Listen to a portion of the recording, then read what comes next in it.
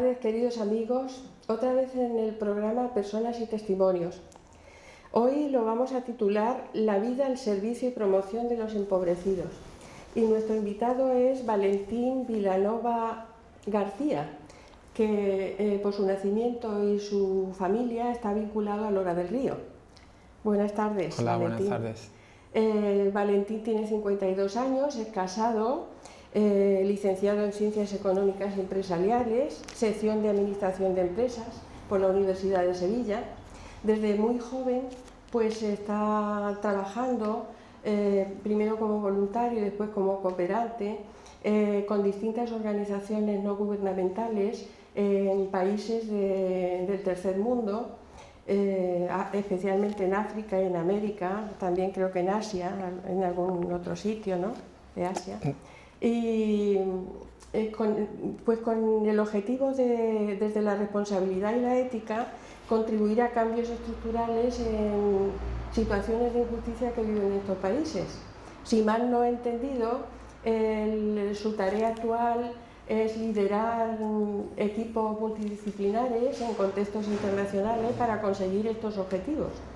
Y bueno, pues tenemos el gusto de tenerlo hoy con nosotros. Bienvenido, Valentín. Hola, muy buenas. Muchas gracias por la invitación. Muchas a ti, porque te has desplazado de Sevilla, yo sé que tienes muchas cosas. Bueno, yo ahora vengo a cuidar a mis padres prácticamente todas las semanas, con lo que para mí no es ningún problema venir a mi pueblo, al contrario. Pues nada, una alegría muy grande tenerte con nosotros. Queremos saber algo más de tu vocación, porque yo entiendo que esto que tienes es una vocación de servicio desde muy joven. ¿Nos podías hablar un poquito de cómo nació esta vocación, cómo se ha ido desarrollando? Mira, cuanto mayor te haces, más te cuesta acordarte. Bueno, ¿en qué momento decidí yo dedicarme a la cooperación internacional o por qué? ¿Qué pasó en mi vida para eso, ¿no? Y realmente no tengo la respuesta. Yo sé que pasaron como varias cosas en mi vida, creo recordar, y mezclo tres momentos. El primero fue el hecho de entrar en la confirmación, bueno, que había estado muchos años que no se confirmaban en Lora. A mí me pilló como esas primeras... Tú eres cristiano y de familia cristiana. Sí, por supuesto. Y en aquellas confirmaciones que se hacían, pues bueno, yo creo que a todos nos forzaban a preguntarnos, bueno, a qué íbamos a dedicar nuestra vida en el futuro, ¿no? Si iba a estar en consonancia con los valores que nos estaban inculcando en esas catequesis de confirmación, y eso pues me generó mis reflexiones internas, ¿no?, de a qué dedicaría mi vida.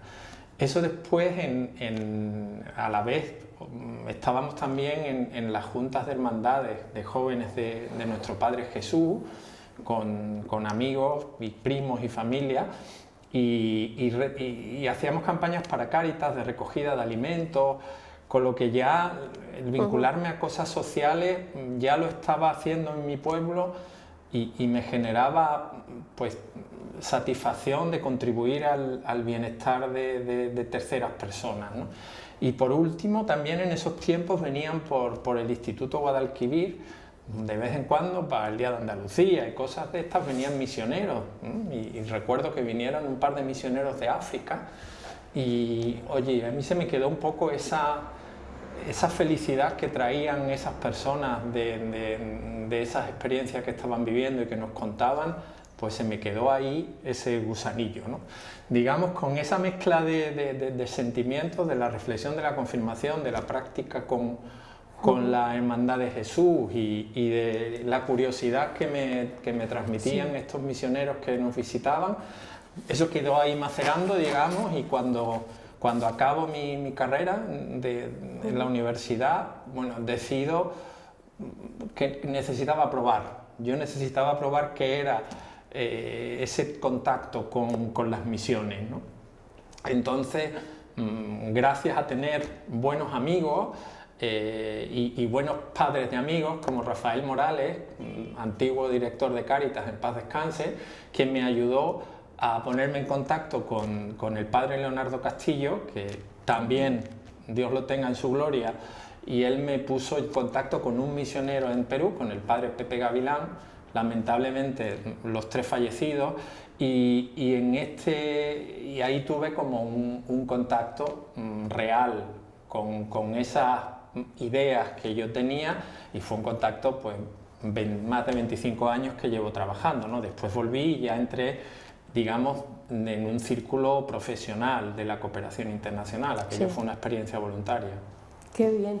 ¿Y en qué sitios has ido prestando estos servicios? ¿En qué partes del mundo? ¿En qué países? Pues esta experiencia que te digo, empecé en Perú. Sí. De Perú pasé a Colombia, de Colombia a Honduras, Honduras a El Salvador.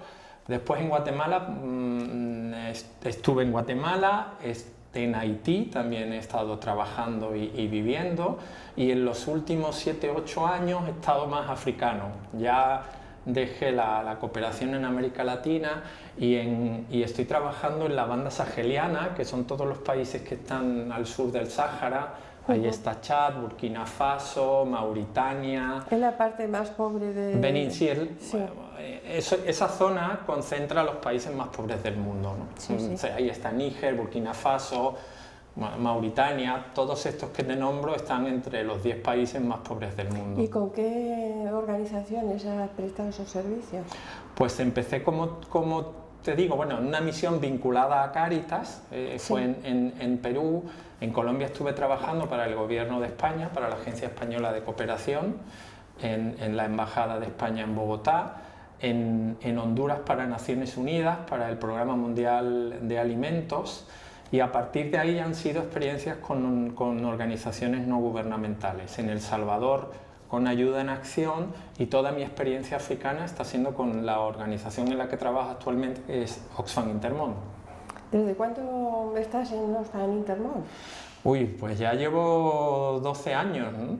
Sí, ya llevo, tiempo, ¿no? ya llevo Pero un buen... estás viviendo aquí en España y Sí, actualmente te coordinas desde aquí. En mi trabajo en África estaba en Burundi, donde sí viví continuadamente 3 meses. Son misiones cortas. Voy, trabajo 10 días, vuelvo a ir otros 15 a otro país, y me permiten vivir con mi familia en Sevilla. Entonces, pero es una movilidad continua. Tienes que estar como una disposición continua en cualquier momento. Sí. Me he perdido muchas romerías, muchas ferias. Muchas cosas familiares también. Exactamente. Sí. Bueno, pero es una cosa que a ti te gusta y es tu vocación, como estamos diciendo desde el principio. Las realidades que has encontrado en nuestros países durante los años que has servido en ellas tienen que haber sido variadas y seguro que tremendas, porque si has estado en contextos de pobreza, ¿cómo ha sido? ¿Con qué realidades te has encontrado tú por ahí? Claro, son 25 años de realidades, ¿no? Íbamos a estar como hablando días en relatártela. Si tratara de resumirlas, si yo tratara de resumirlas en qué me he encontrado y qué es algo como que lo he visto en América Latina, lo vuelvo a ver en África, y cosas que sean como comunes en ambas realidades, es la magnitud de la pobreza. Es cierto que pobreza hay en todos sitios, y muchas veces a mí me dicen, bueno, pero ¿y es que aquí no hay pobres? ¿Por qué no te dedicas a trabajar por los pobres de aquí? Por supuesto. Es otra pobreza distinta. Por supuesto, pero es una pobreza, bueno, en algunos casos puede ser distinta, es mucho más extrema, porque no hay servicios sociales, no hay luz, no hay agua, no hay Estado que te proteja, pero es la dimensión, es la cantidad de gente, es como que la tortilla se diera la vuelta, ¿no? Y lo que aquí son 2 o 3 barrios pobres por municipio o por tal, y el resto son barrios normales o ricos, pues le das la vuelta, y lo normal es ser barrios pobres, y lo extraordinario es ser barrios normales o ricos, ¿no? Entonces, una cantidad importante de personas que viven prácticamente, que no saben si van a comer ese día, o que no saben si van a poder cubrir sus necesidades, o si se ponen enfermas si van a poder tener para pagar un hospital, ¿no? Y esa magnitud de tanta gente viviendo esa realidad es sobrecogedora, ¿no? Pero a la vez también encuentras mucha esperanza. y muchos esfuerzos colectivos y muchos esfuerzos comunitarios y mucha solidaridad dentro de esas comunidades, ¿no? Y se pone un enfermo el hijo de una y hay una forma de organización social que finalmente logran llevarle un poco de ayuda a la familia necesitada. Igualmente a la gente que estamos con ellos trabajando, bueno, yo he recibido un cariño que para mí es oro puro de motivación, ¿no? Claro. Uno piensa que va allí a dar y realmente lo que hace es recibir, ¿no? Y es muy reconfortante esa experiencia. Suelen ser personas más solidarias que nosotros aquí en nuestro mundo. Quizás somos más individualistas, aquí vamos más a lo nuestro. Sí, yo creo que el desarrollo o la civilización va muy unida al individualismo y hay mucha pérdida de lo colectivo, ¿no? Más polarizada también los recursos en manos de muy pocos, quizá allí, ¿no? Sí, hay un dicho que dice que en Europa cuando nace un niño añadís un circulito, un cuadrado, ¿sí? Y en África cuando nace un niño agrandamos el círculo, ¿no? Como para mostrar toda esta parte de colectividad. Perdona y termino. Antes cuando te decía lo de la pobreza y lo uno a lo que me acabas de preguntar, a la vez pues lleva aparejado minorías y élites que tienen unos niveles de vida que nunca vistos. O sea, yo he visto lo peor y también he visto, bueno, pues gente que va de compras a Miami los fines de semana y ese tipo de riqueza, ¿no? Que aquí yo jamás me he acercado a nadie que viva en ese nivel de vida. Y la tercera cosa que es común denominador en mis experiencias es el poder de cambio de las mujeres. No quiero que se me enfaden los hombres que estén viendo la televisión en este momento, pero para mí, tanto en América Latina, en América del Sur, en Centroamérica, como ahora en África del Sur, en África, en la banda saheliana, donde trabajo actualmente, siempre los proyectos liderados por mujeres son una garantía de éxito. Yo creo que la mujer está como mucho más capacitada y mucho más próxima a tener esa mentalidad de colectividad, de sacrificio por el bien común. Raramente encuentras casos de corrupción y proyectos que hayan salido mal por corrupción cuando han sido proyectos ejecutados por mujeres, ¿no? Y en eso me hace un poco ser optimista del futuro, ¿no? Porque bueno, en casi todos los países cada vez más hay más mujeres universitarias y poco a poco están llegando al poder en los partidos políticos, en las presidencias de gobiernos y yo confío eso puede cambiar la en situación. que eso cambie la situación, ¿no? Porque hasta ahora los hombres lo hemos hecho muy mal. Pues qué buena noticia que haya personas con ese empuje y sobre todo con esa capacidad de no cansarse, de continuidad, de potencia, de ser resiliente, de no tener fatiga, ¿no? Porque, claro, pues no lo tienen fácil. O sea, cuando vemos algunos reportajes en televisión y en internet sobre las condiciones de vida de la mujer en esos países, son tremendas. Y sin embargo, pues tienen esa capacidad de reacción, esa capacidad de empujar y de... Bueno, sin duda. Yo me pongo ahora a pensar en los 25 años de trabajo, los proyectos que realmente han salido redondos y bien y de éxito, y me parece que en un 95% son proyectos con mujeres. O sea que yo no tengo más que decir, ¿no? Admirar eso, no ¿verdad? Tengo más que decir, y casi todo, y proyectos que han salido mal, en esos proyectos no había tantas mujeres en los mandos. Sí. Vaya, pues iremos apuntando también aquí. A ver. Para colaborar en las cosas. Quería yo preguntarte también que habrás vivido cosas muy, muy impactantes. ¿Qué es lo que más te ha impactado a ti de las cosas que has ido viviendo en esos países? A ver si te parece, bueno, igual aquí me extiendo un poquito, porque te voy a contar así como algunas, hoy, por ser tú, te vamos a dar todo el tiempo que quieras bueno, en la televisión. vale. Pues mira, y haciendo un poco de memoria con algunos de los países, ¿no? No te voy a contar de todos, ¿no? Pero yo recuerdo, y empiezo por el primero, ¿no? Que fue llegar a Perú a trabajar de voluntario. Yo no había salido del Hora, ¿no?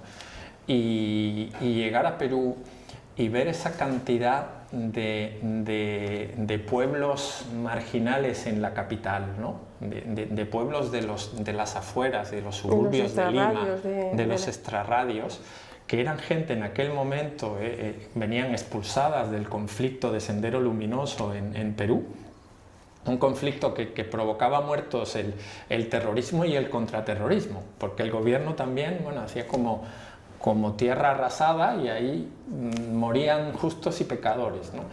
Ese proceso expulsó muchísima gente del campo que venía sin nada a las ciudades y se asentaban en la costa peruana, en Lima y en las afueras de Lima, con esteras de esparto.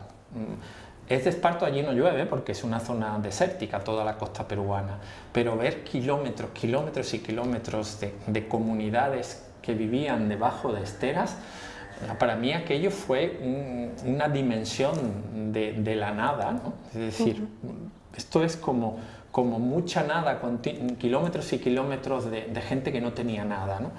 Y eso, bueno, me marcó, ¿no? Hice una imagen, quizás es la primera de la pobreza de los mal llamados países del tercer mundo que me impactó, ¿no? De mis experiencias en Guatemala y en Colombia, me quedaría con la realidad de los indígenas de estos dos países, ¿no?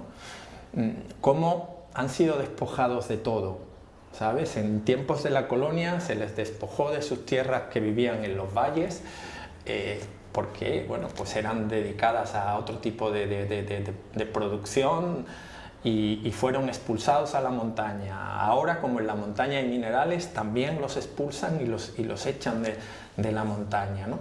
Y he visto cómo muchas comunidades, bueno, pues que eran los dueños de esa tierra, finalmente terminan viviendo aislados entre monocultivos de palma, de aceite de palma, y metidos en islas rodeados de palmeras, de kilómetros y kilómetros de palmeras o de campos de caña de azúcar, y metidos en el alcoholismo y realmente sin ninguna esperanza, ¿no? Malviviendo.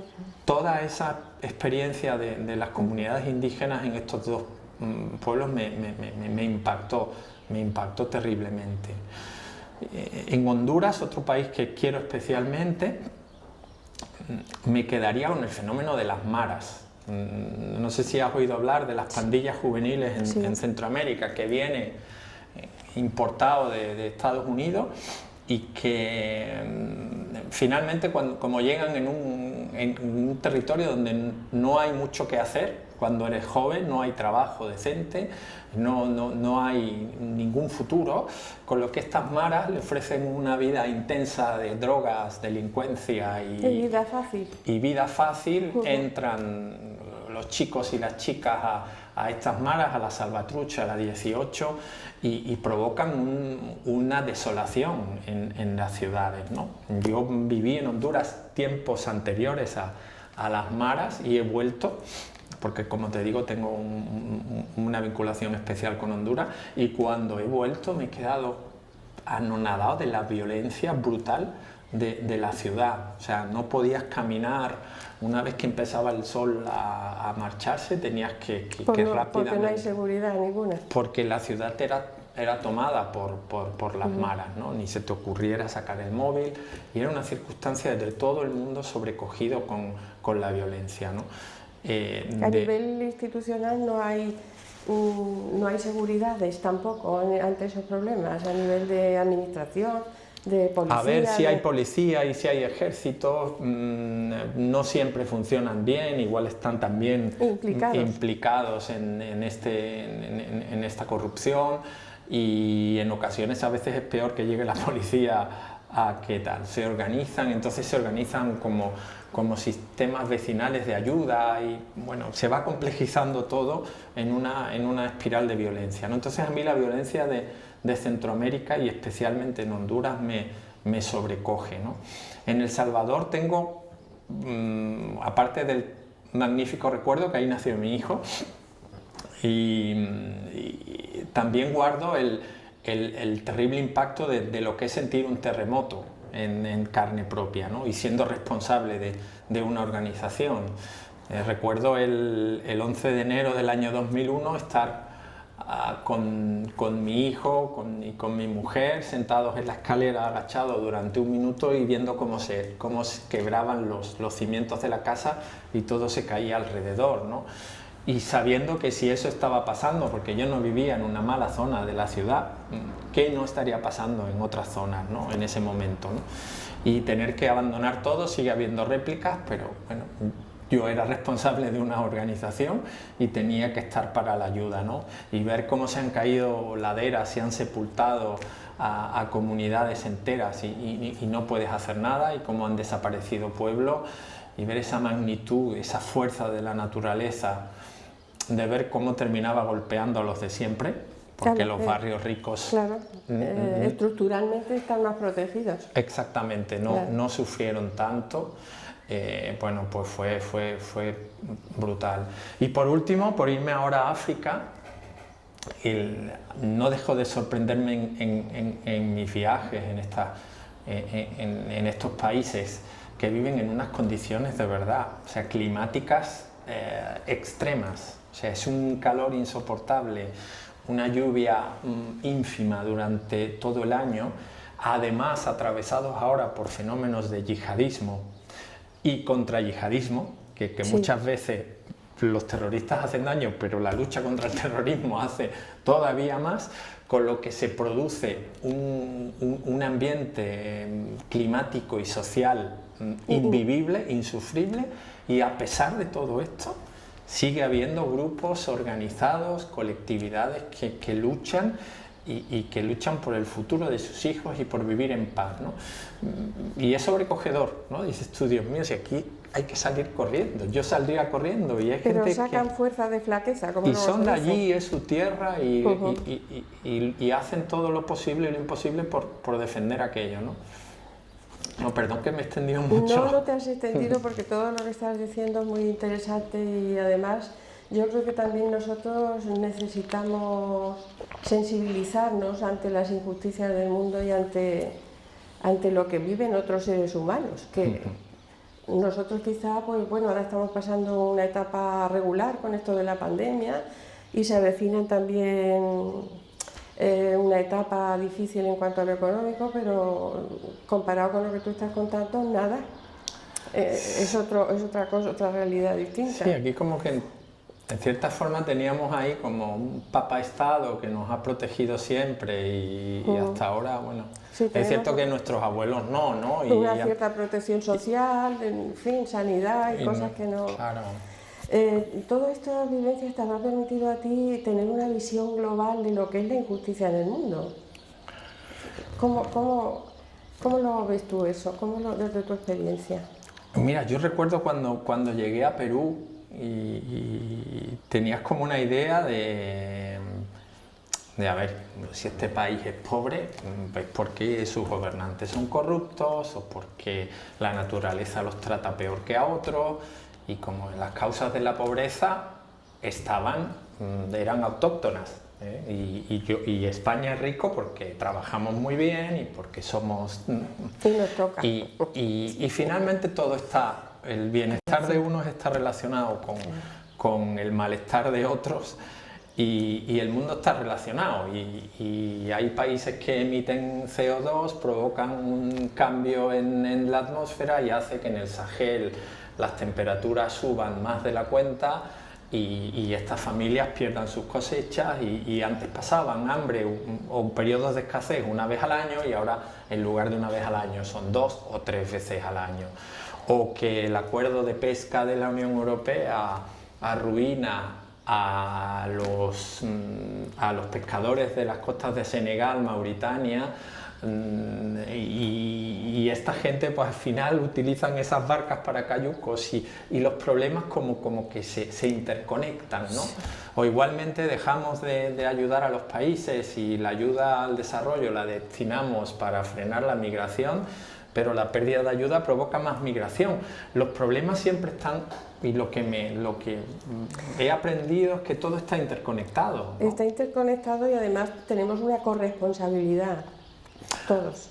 Exactamente, ¿no? Sí, sí. Y no es decir, unos son los buenos y otros son los malos. Sí. Y yo no quiero decir ahora que no hay corrupción en estos países, por supuesto que las hay, ¿no? Igual que aquí también las hay, ¿no? Pero que todo está interconectado, ¿no? Y que aquí nada es neutro y finalmente las cosas vuelven como boomerang, ¿no? Pues si tú no eres justo en tus relaciones comerciales, provocas pobreza en otro sitio, esa pobreza finalmente se convierte en una migración o se provoca en otra serie de problemas. Y es así como se produce. Yo creo, y en mi análisis un poco de la pobreza global, que hoy tenemos como tres grandes fenómenos, ¿no? Está todo el fenómeno del cambio climático, hay todo un fenómeno de desigualdad económica brutal y de desigualdades, desigualdad de género, desigualdades étnicas, desigualdades territoriales terribles, y es otro fenómeno que amenaza un poco la convivencia. Y después hay mucho movimiento de personas, ¿no? Masas de personas refugiadas, ¿no?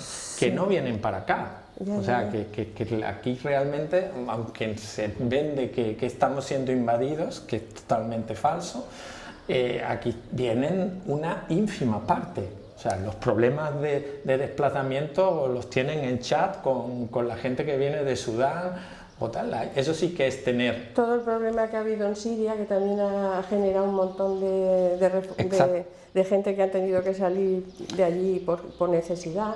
Exactamente. Y el fenómeno, en su conjunto, el fenómeno de las migraciones, pues tendrá su origen en todo eso que tú estás diciendo.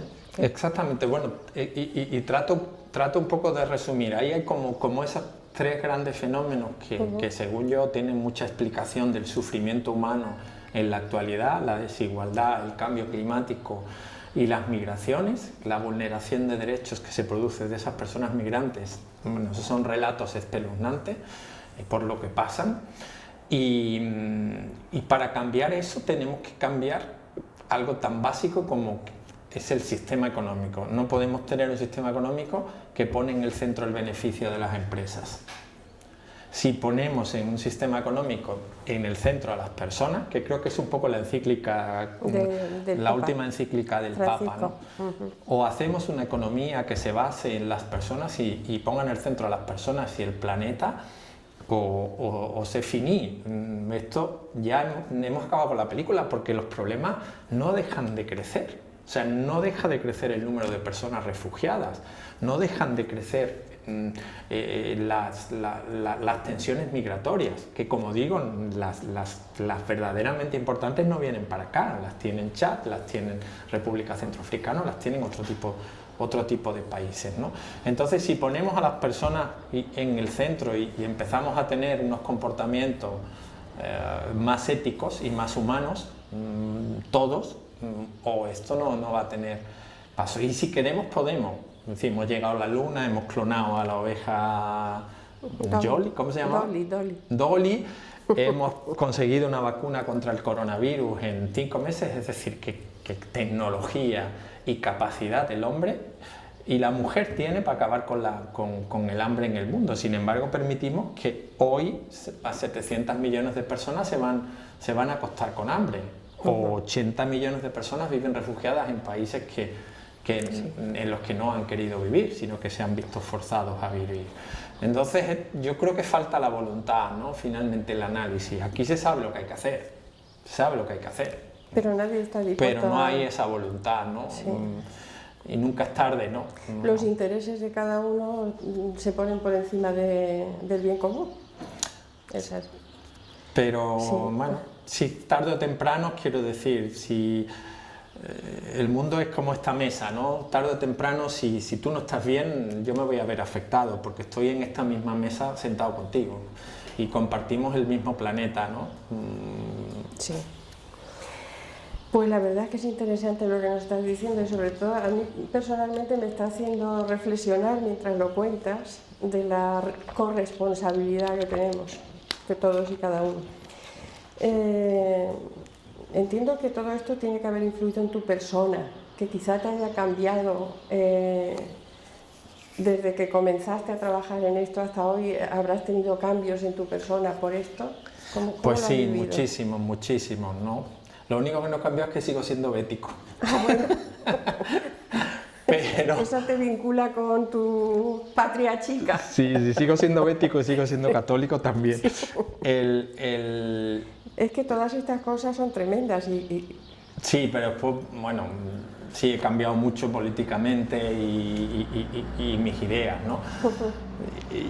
Y sobre todo, no sé, a mí hay una primera cosa que antes hacía y ahora ya no hago, o si lo hago me fustigo cuando me veo haciéndolo, es poner etiquetas. Los árabes son tal cosa, los sudamericanos son tal otra, o los catalanes son tal cual, o sea, hay personas buenas y malas, me las he encontrado en Lora del Río, en Sevilla, en Barcelona, en Chad, en Colombia o en El Salvador. Y hay buenas personas y hay malas personas. Y finalmente somos todos muy parecidos. Lo que queremos es pues que nuestra familia esté sana, que comamos todos los días y que estemos bien. Y todo el mundo quiere lo mismo, el que está en Chad y el que está. Entonces a mí poner etiqueta cada vez me gusta menos, ¿no?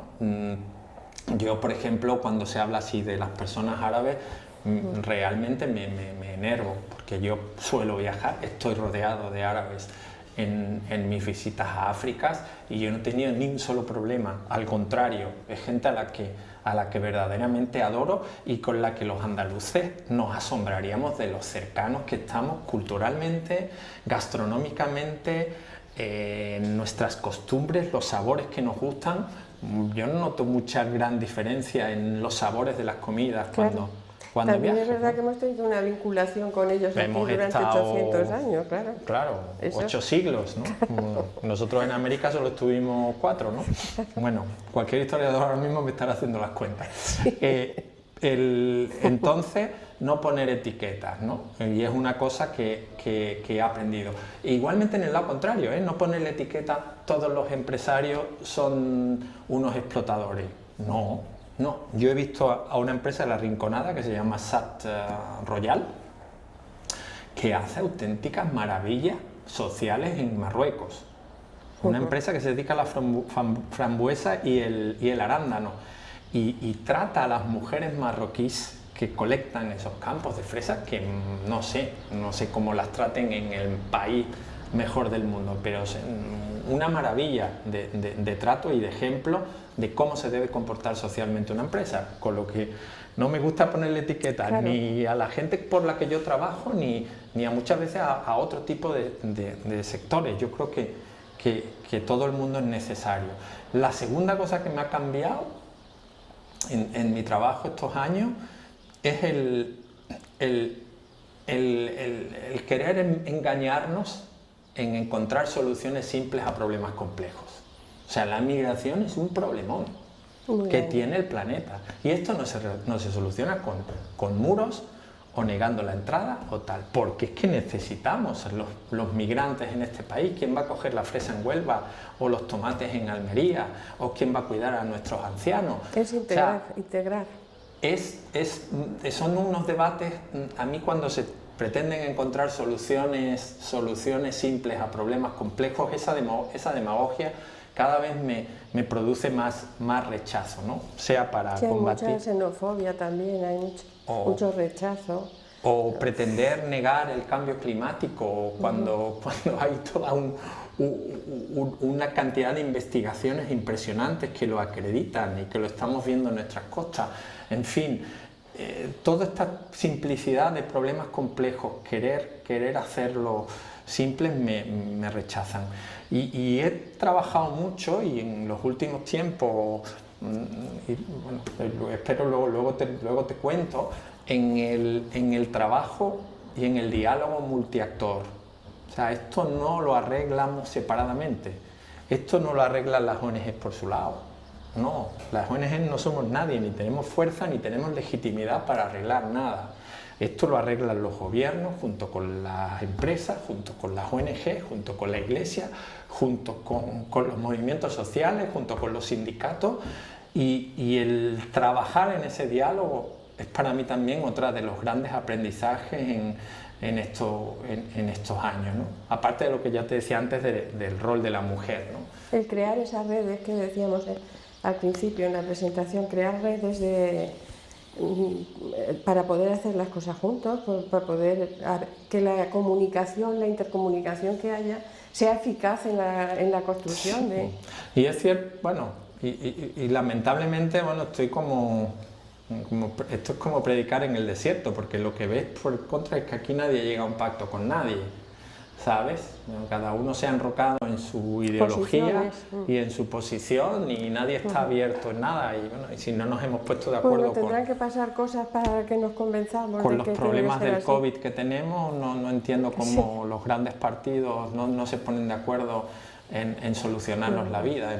Bueno, es triste, pero para mí, vuelvo que... la gente del pueblo estamos un poco a ver qué hacen con nosotros, pero es cierto que tenemos también una corresponsabilidad a la hora de que los gobiernos que no gobiernan, entre comillas, sean más adecuados. Sí, a la hora yo creo que muchas veces, no sé, ¿no? También deberíamos empezar a ponerlo en práctica nosotros, ¿no? El diálogo, nuestra vida personal, el evitar el no hablarle a gente, el tratar de dialogar, el tratar de construir juntos y de no poner etiquetas a todo el mundo, porque somos malos en una circunstancia, no somos siempre malos o siempre buenos, ¿eh? Claro, o siempre buenos. Claro. Pues sí que es un buen reto ese. Para el hombre y la mujer occidentales o del hemisferio norte, es un reto importante que tenemos que aprendérnoslo y tenemos que buscar soluciones. Pero yo entiendo que vivimos en unos niveles muy superficiales. A pesar de todas las cosas que nos están ocurriendo con la pandemia y con todo, vivimos en unos niveles muy superficiales y no... Sí, para este sistema económico, que lo que le interesa es que consumamos compulsivamente, también nos lleva a eso, ¿no? Mientras menos pienses y seas un pollito que pica, se cambia de ropita, se cambia...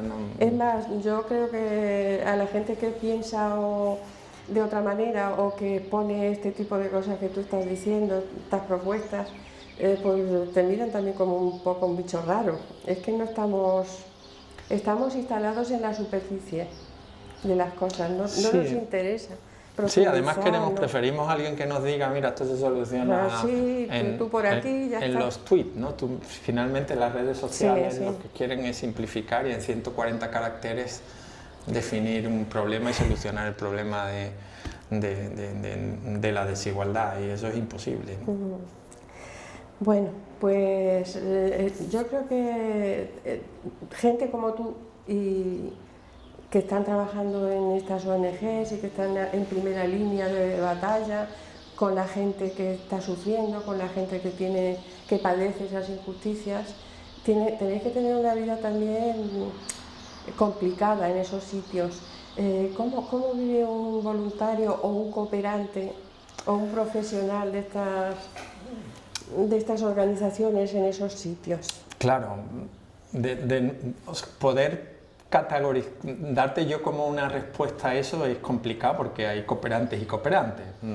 Si eres un funcionario de Naciones Unidas en un país, digamos, pues vives en unas condiciones muy buenas. Si eres un trabajador de una ONG en un país, no llegas a tener unas condiciones de ese tipo, y tienes unas condiciones peores, pero tienes unas condiciones mejores que la población local. y si estás en la capital o estás en zonas rurales, ¿no? Si estás en la capital, pues tienes ciertos servicios, suele haber electricidad, suele haber agua potable, suele haber algunas carreteras asfaltadas. Si estás en una zona rural, pues te olvidas de todo eso, con lo que depende de dónde estés ubicado y para quién estés trabajando, pues así tus condiciones cambian, ¿no? Generalmente siempre se viven con mayor incomodidad que aquí, incluso en las zonas donde tienes suerte de que hay agua, pues a lo mejor te pasa 2 semanas sin agua potable o otras tantas sin electricidad. No, si hay alguna vez internet se pasa meses sin funcionar. Los servicios de salud pues, bueno, no funcionan como deberían. Igualmente los sistemas de recogida de residuos, ¿no? Siempre hay muchas tuberías y se rompe. En fin, vives con incomodidad, ¿no? Y ya te digo, mientras más te alejas de la capital... Y también será con cierto riesgo, porque por ahí hay epidemias, hay otro tipo de... Claro. Hay una sanidad casi en mantillas, porque no... Exactamente, después a eso iba, ¿no? Y tienes como riesgos de salud o de seguridad adicionales, ¿no? Bueno, en fin, hoy en día yo te hablo últimamente por el Sahel, ¿no? Que en cierta forma un cooperante internacional puede ser un objetivo de determinados grupos, ¿no? Entonces tienes como muchas rutinas de seguridad y estás como con cierto estrés de seguridad.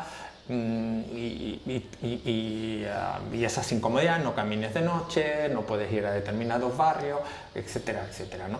Pero eso se compensa de sobra, como te decía al principio, con el cariño de la gente, con el reconocimiento que recibe, la afectividad que recibe, cómo te abren a sus familias y te hacen partícipe y sentirte realmente parte de ellos, como te bautizan ahí con un nombre local y también la convicción que tenéis, el convencimiento que tenéis de que lo que está haciendo, lo que tú estás haciendo, lo que están haciendo otros compañeros tuyos, sirve para cambiar estructuras, para corregir injusticias. Ese convencimiento yo creo que os tiene que sostener de pie. Sí, es cierto que, bueno, digamos que cuando vienen los momentos de bajona, de recuerdos de familia, de que te dan miedo a determinada enfermedad o que el proyecto no está saliendo bien, todo este tipo de momentos siempre, bueno, pues vas tirando de tu militancia, de tu convencimiento, del histórico que llevas, ¿no? Pues ya llevo 25 años trabajando y vas teniendo como bueno, tienes ahí una reserva espiritual para seguir remando, ¿no? Es importante lo de la reserva espiritual. Sí, sin duda. Sí, en todas las cosas de la vida, pero en esas situaciones yo entiendo que tiene que ser más. ¿Tenéis esperanza de que se puedan invertir estas situaciones de injusticia, cambiarlas? Claro, bueno, esperanzas y evidencias de que se hace. Y vosotros también de alguna manera influís para eso en los gobiernos de los sitios donde estáis, ¿tenéis fuerza para eso, para influir? Claro, esto como te decía antes, ¿no? Ahí depende porque los diferentes enfoques de trabajo de las organizaciones, ¿no?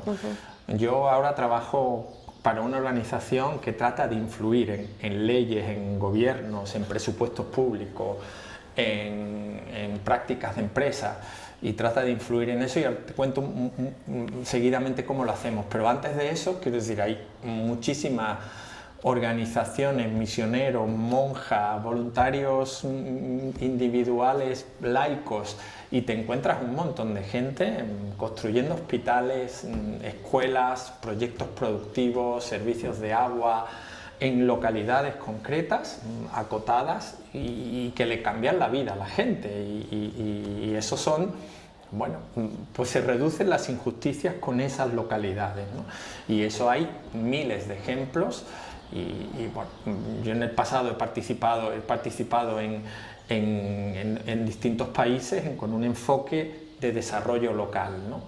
Actualmente trabajo en una organización que trata también de influir, hace proyectos locales, pero que también trata de influir en cambio de leyes, de prácticas y de gobiernos, ¿no?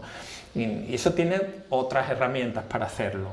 No necesitas, quizás necesitas menos dinero y una mejor, ser más estratega, ¿no? Y tener unas buenas estrategias y unos buenos aliados, ¿no? Para manejarte bien en todo eso, sabrás varios idiomas, ¿no?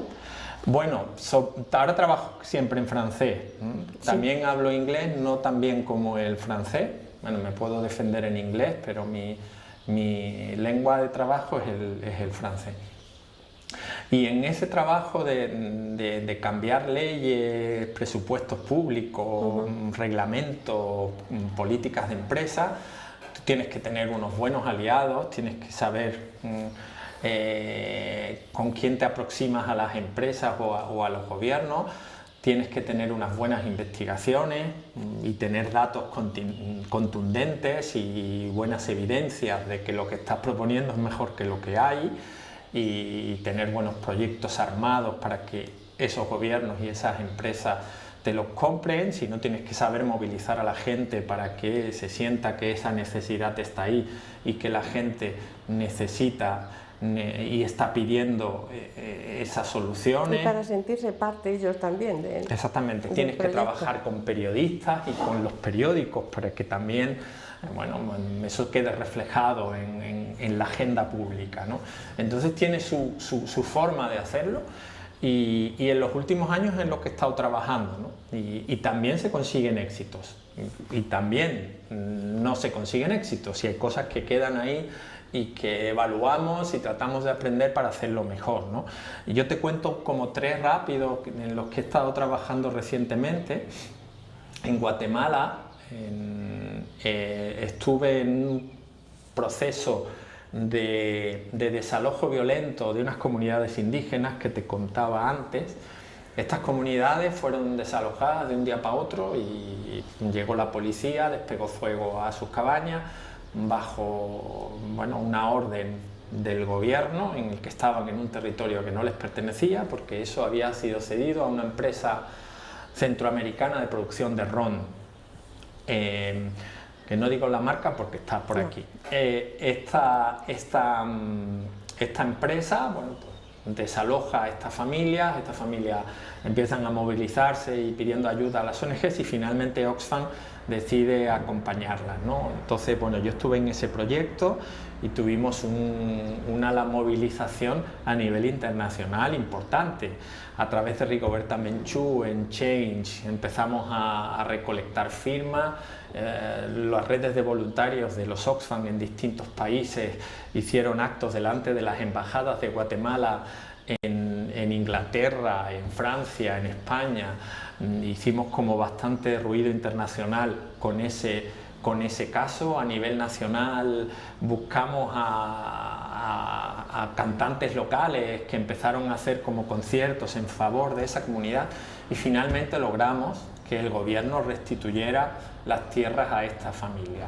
No logramos que les diera las tierras expropiadas, pero sí les dieron nuevas fincas en otras localizaciones en la misma zona, pero bueno, fue un cambio estructural y político. Y digo por qué fue estructural, porque ese éxito fue como muy difundido a nivel nacional por la prensa y empezaron a llamarnos otras comunidades indígenas que también habían sido despojadas de sus tierras y eso generó como una ola de movilizaciones, ¿no? Que, bueno, yo ya no seguí en Guatemala, ¿no? Confío en que ha seguido ahí. El segundo caso es muy cercano porque es en Marruecos y es con un tema de las producciones de la fresa. No voy a hablar de Huelva, voy a hablar de fresa marroquí, que se produce antes que la de Huelva. Y ahí se producía una vulneración de los derechos de las mujeres que recolectaban esta fresa en Marruecos, donde no tenían contratos de trabajo, por supuesto no estaban dadas de alta en la seguridad social, no había baños para las mujeres en las explotaciones agrícolas, no se les daba ni guantes, ni mascarillas, ni nada, entonces estaban expuestas a los pesticidas y se enfermaban y tenían problemas de piel y infinidad de problemas. Como organización la ayudamos a que se estructuraran como grupos de mujeres, empezamos a ayudarlas a que las formamos para que fueran portavoces, trabajamos con el gobierno, con el Ministerio de Trabajo, con la Seguridad Social, impulsamos para que la Seguridad Social mandara unidades móviles en pequeñas furgonetas para hacer y darles a la gente altas en la seguridad social en los propios campos y en los propios pueblos. Presionamos a los supermercados que compraban la fresa para que vinieran a Marruecos y presionaran a los productores para que cambiaran esas condiciones, es decir, trajimos a supermercados ingleses y en alguna ocasión hasta el Corte Inglés estuvo en este tipo de encuentros, y logramos en unos años que cambiara drásticamente la situación. Todas las mujeres tenían contrato, tenían dadas de alta su seguridad social, tenían sus guantes, tenían sus gorros, tenían sus baños, y cambió sustancialmente toda la zona. O sea, no fue solamente una localidad, ¿no? Y ahora en el que estoy actualmente, que estoy en Chad y sigo ahora por internet porque no puedo viajar y es todo por cámaras, y muy complicado porque la conexión en Chad no es todo lo buena que debería, y estoy trabajando con muchas organizaciones. Bueno, todo esto, aunque yo hable en nombre propio, siempre hay muchas organizaciones y diferentes, ¿no? Hay gobierno, hay empresas, hay jefes locales de tribus locales, porque en África muchas veces manda más el jefe de tribu que el presidente del gobierno, y ahora estamos en un proceso de cambio de la legislación de acceso a la tierra, porque las mujeres no heredaban la tierra, ¿sabes? La tierra siempre pasaba de manos de hombres a hombres, ¿no? Entonces tú te quedabas viuda y venían tus cuñados y te quitaban la tierra, porque le pertenecía a la familia y a los varones de la familia. Las mujeres no han pintado nada, bueno, siguen sin pintar, y estamos en un trabajo de cambiar la ley para que eso no pase, ¿no? Entonces estamos trabajando con grupos de mujeres, con grupos de jóvenes, con la FAO, que es la Organización de Naciones Unidas para la Alimentación, que tiene como unas políticas de gestión de la tierra inclusiva para las mujeres, con las redes de jefes consuetudinarios o de jefes de tribus africanas, en un proceso de cambio de eso. Y hemos hecho muchas caravanas con las mujeres visitando a estos jefes de tribus, pidiéndole tierras, y hemos conseguido bastantes cesiones de tierras a nivel de grupos de mujeres, y ahora pues estamos en el empeño de provocar ese cambio legal, ¿no? Que ya es un cambio para no a nivel local, sino a nivel nacional, ¿no? Sí. Entonces, con eso decirte que sí se producen cambios estructurales en estos años que he vivido, ¿no? Bueno, pues es interesantísimo todo lo que nos estás contando, y esperamos que esta tarea se pueda seguir llevando a cabo. ¿Tú crees que las organizaciones no gubernamentales como la que tú estás, Oxfam Intermón, tienen futuro en este terreno? ¿Tienen futuro? Claro, yo viendo un poco la deriva que llevamos como sociedad, pues mucho me temo que vamos a seguir siendo necesarias, ¿no? Porque no dejan de subir la pobreza, el número de personas que pasan hambre. Ahora con el COVID, pues imagina la que se está liando, y vamos a seguir siendo necesarios. Y bien, yo creo que tendremos que, y estamos cambiando, tendremos que cambiar y estamos cambiando, ¿no? Tendremos que trabajar en proyectos mucho más relacionales con gobiernos, con jefes religiosos, con empresarios y tener este diálogo multiactor para encontrar soluciones en el que todo el mundo se sienta más o menos cómodo y generemos como cambios más sostenibles, ¿no?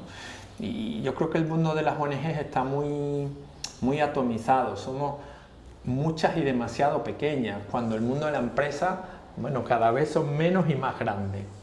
Entonces realmente divide y vencerás, ¿no? Y yo creo que tenemos que llevar un proceso de constituirnos también como ONGs grandes. Unificarse. Y se produzcan fusiones. Bueno, ya hemos visto algunas fusiones, ¿no? De la ONG Educo, que viene de Intervida y Educación Sin Fronteras. La propia Oxfam, finalmente éramos Intermón nada más, añadimos Oxfam para ser parte de una organización mundial, ActionAid, que son las ayudas en acción, y creo que el mundo de las ONGs también tendrá que ir evolucionando en ese sentido. Tenemos que ser mucho más transparentes. Hoy en día el ciudadano cada vez quiere estar más informado de lo que pasa. Recela también muchas veces. Y es justo ese recelo, ¿no? Porque no siempre lo hemos hecho, no siempre lo hemos hecho bien. Tenemos que incorporar y ser mucho más coherente con lo que decimos y con lo que hacemos al interno de las organizaciones, ¿no? Si estamos, y yo te estoy aquí hablando de lo importante que es el incorporar mujeres en los mandos, etcétera, pues con organización también debemos tener muchas más mujeres cooperantes y muchas más mujeres directivas y tener unas prácticas más feministas como organizaciones, ¿no? Eso también yo creo que va a ser una línea de evolución que va a estar ahí, que va a ser importante, ¿no?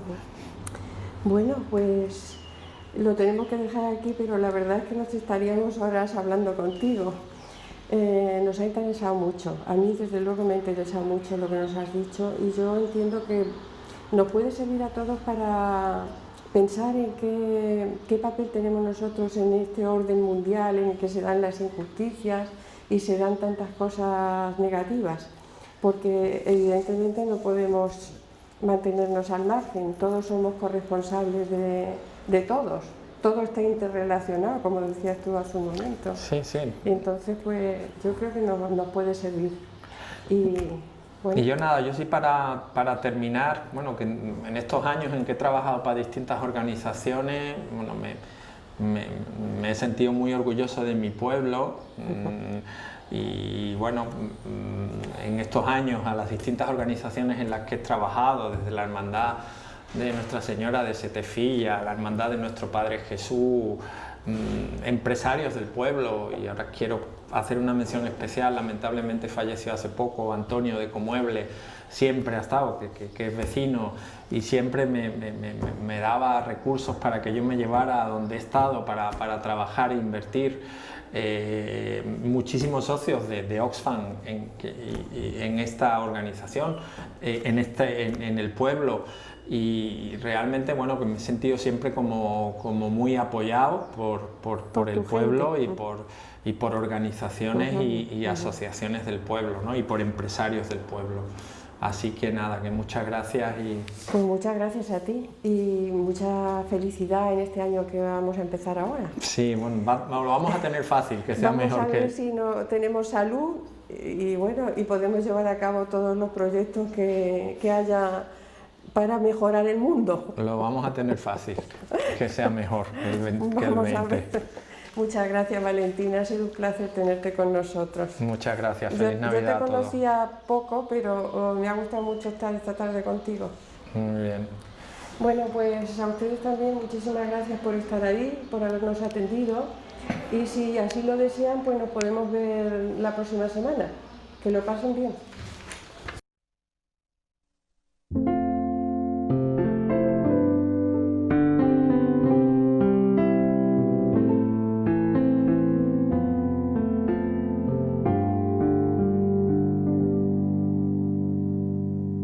Serenar el dolor y ese miedo a perder ir abriendo camino a cuanto ha de nacer, agarrar la vida fuerte y estrecharla sin temer, entregar la luz a quienes saben que el futuro está por ver, con las manos llenas de vida, con las manos llenas de vida.